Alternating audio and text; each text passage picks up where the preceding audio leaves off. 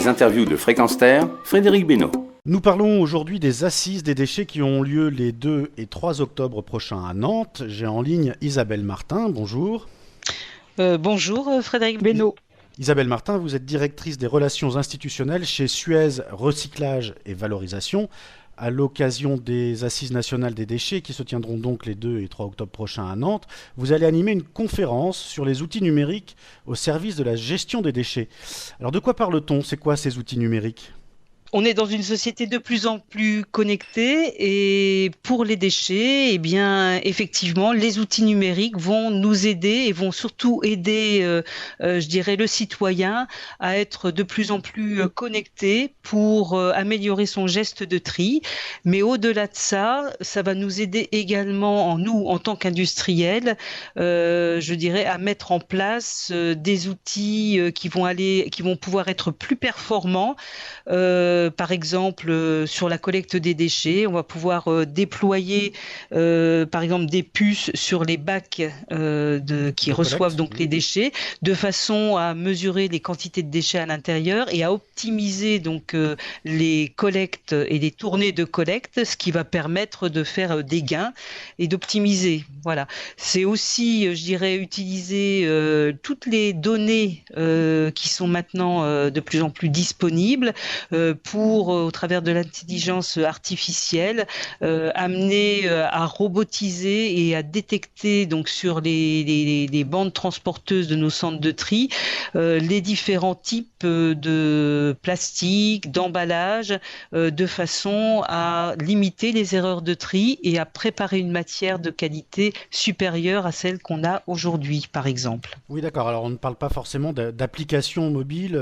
C'est tout le déploiement de l'intelligence, comme vous dites, artificielle, éventuellement au service du tri. Oui, disons que il y a aussi bien évidemment tout ce qui concerne ce dont vous parlez, c'est-à-dire les applications au service, je dirais des bonnes pratiques. Hein. Donc ça c'est déjà bien, je dirais bien déployé. Donc si vous êtes un citoyen sur Paris, par exemple, vous voulez savoir où il y a une déchetterie, vous pouvez effectivement vous connecter et vous aurez toutes les informations sur les horaires, les temps d'attente, les périodes d'influence, les déchets que vous pouvez déposer, pas déposer, si vous voulez faire enlever un encombrant, à quel moment. Donc voilà, ça existe déjà, ça, voilà. Alors, il y a ces robots donc, qui permettent de faciliter le tri. Est-ce que vous pouvez nous expliquer un petit peu d'où on est parti et où on va arriver avec ces nouvelles technologies au service des déchets? C'est-à-dire qu'au départ, on ne triait pas pratiquement. Puis est arrivé le tri sélectif. Ça se faisait manuellement, c'est ça. Puis on a mis de l'intelligence, de l'informatique dans tout ça. Bah, vous avez entièrement raison. Oui, au départ, alors le premier flux qu'on a séparé, c'est le verre. Hein, ça date déjà de 25 ans, mais ce sont des boîtes, des box qui sont sur les trottoirs.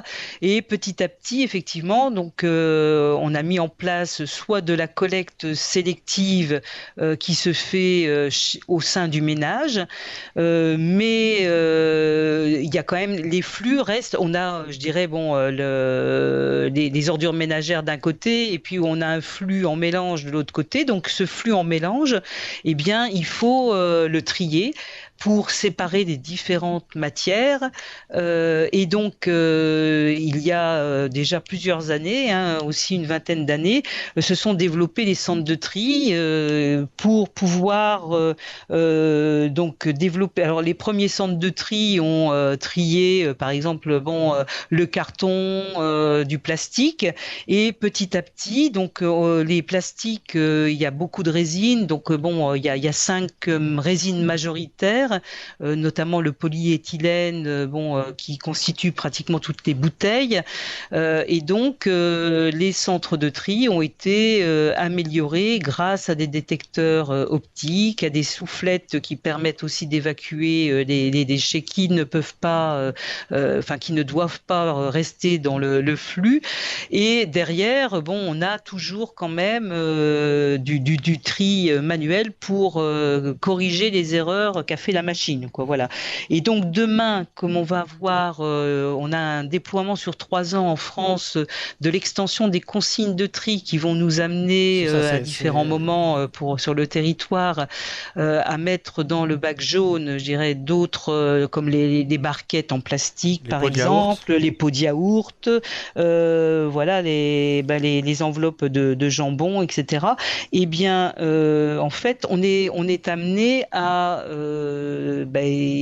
utiliser là, du coup, l'intelligence artificielle qui va elle-même utiliser soit les photos, je dirais aussi la détection de la forme qui est à trier, et tout ça, ça va nous permettre effectivement d'avoir un meilleur tri. Toujours au service, puisqu'il ne faut pas oublier qu'en fait, pour pouvoir vendre derrière la matière et pour qu'elle puisse être recyclée, il faut amener cette matière à un bon niveau de qualité satisfaisante pour l'industriel. Voilà. Quels sont les outils? Moi, je les ai trouvés impressionnants sur une chaîne de tri. Alors, on a l'aimantation, on a l'électricité statique, vous parlez des soufflettes, il y a les visées optiques, c'est ça? Quelles sont toutes les technologies au service du tri? Oh, je crois que vous en avez cité une grande majorité, hein, effectivement. Donc, il y a effectivement tout ce qui est soufflette pour séparer donc ce qui est, je dirais, léger du reste. Alors, du coup, on voit bien que les soufflettes, c'est plutôt pour écarter le plastique. Ensuite, sur le flux qui va être plastique, vous avez du tri optique. Donc, là, c'est de l'infrarouge qui vient détecter, je dirais, quelle est la typologie de la résine, hein, qui va donc permettre de séparer en 3 flux à peu près, hein, aujourd'hui. Et puis demain, il pourra y avoir, et là il y a même, je dirais que pour donner un coup d'accélérateur, je dirais il y a dans le cadre du contrat de filière, il y a également une recherche au niveau national qui va être déployée pour pouvoir améliorer justement encore ce tri, et là beaucoup plus en utilisant, je dirais, la forme, donc la détection de la forme qui arrive sur la bande transporteuse pour pouvoir trier le déchet encore de façon encore plus intelligente, quoi. Voilà. Alors quand on passe d'une ville à l'autre, on a vu que les déchets qui sont collectés ne sont pas les mêmes, donc on suppose que c'est au centre de tri que ça se passe, c'est-à-dire qu'on est dans la capacité ou dans l'incapacité de trier, c'est ça? Et c'est pour ça qu'on refuse certaines matières dans les poubelles de recyclage? Tout à fait, hein. Effectivement, sur le centre de tri, on ne peut pas tout trier. Donc, il y a déjà dans certains arrivages, avant de charger les déchets, il faut déjà faire un tri pratiquement à l'appel parce que il y a des consignes qui sont pas bien connues. Donc, on trouve un certain nombre de flux qui ne peuvent pas être triés, qui peuvent pas être recyclés, hein, voilà. Comment sont répartis les centres de tri?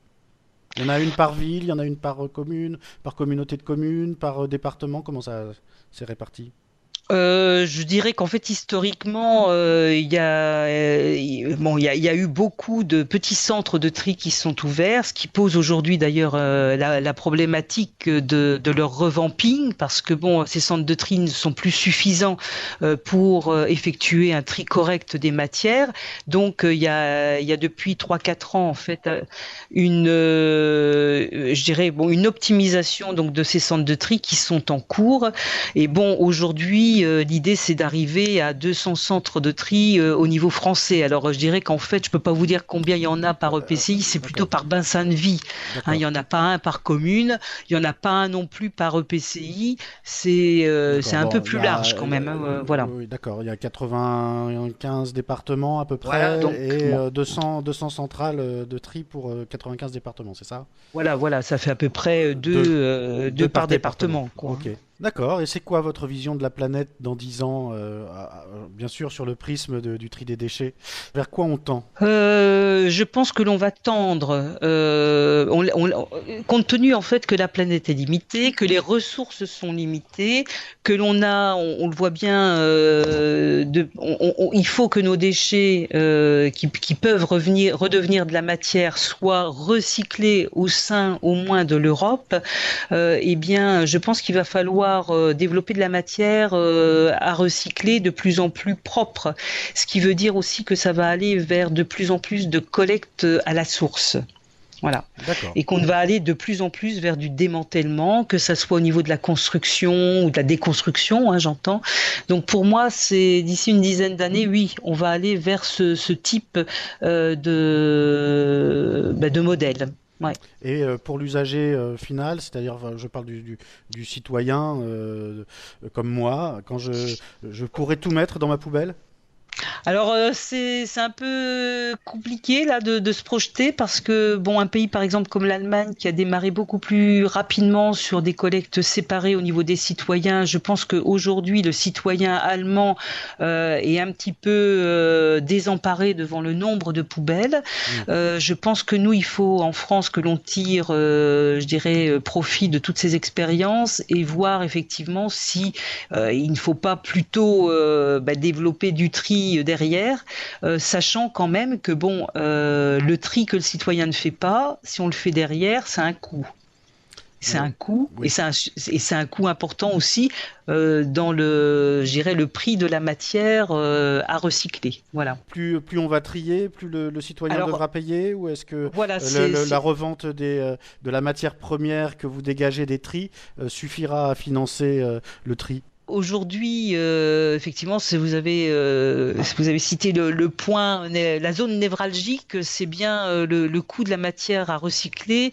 En fait, effectivement, bon, la collecte plus la préparation de la matière, en fait, on voit bien qu'on empile un certain nombre de coûts fixes et que ces coûts, eh bien, bon, c'est difficile parfois de les réduire. Donc, la matière à recycler, bien souvent, il faut qu'elle soit aidée. Par exemple, pour le plastique, quand le pétrole est bas, eh bien, il est plus difficile de vendre de la matière recyclée que effectivement par rapport au vierge qui lui est moins cher. Voilà.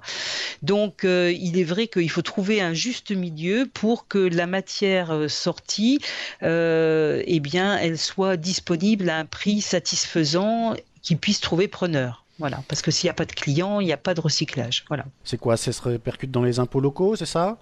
Le tri des déchets, alors oui, vous pouvez avoir. Alors, c'est vrai que bon, pour inciter le citoyen à faire le bon geste de tri, il y a effectivement plusieurs outils qui peuvent remplacer la fameuse TEOM, qui est une taxe. Donc la taxe, elle est assise, je dirais, sur la surface habitable, donc n'a rien à voir avec, je dirais, le comportement du citoyen. Oui. Donc l'idée, c'est plutôt effectivement de s'appuyer sur des tarifications incitatives qui incitent le citoyen à recycler. Donc plus il recycle, eh bien, moins il paiera, je dirais, de redevances. Voilà.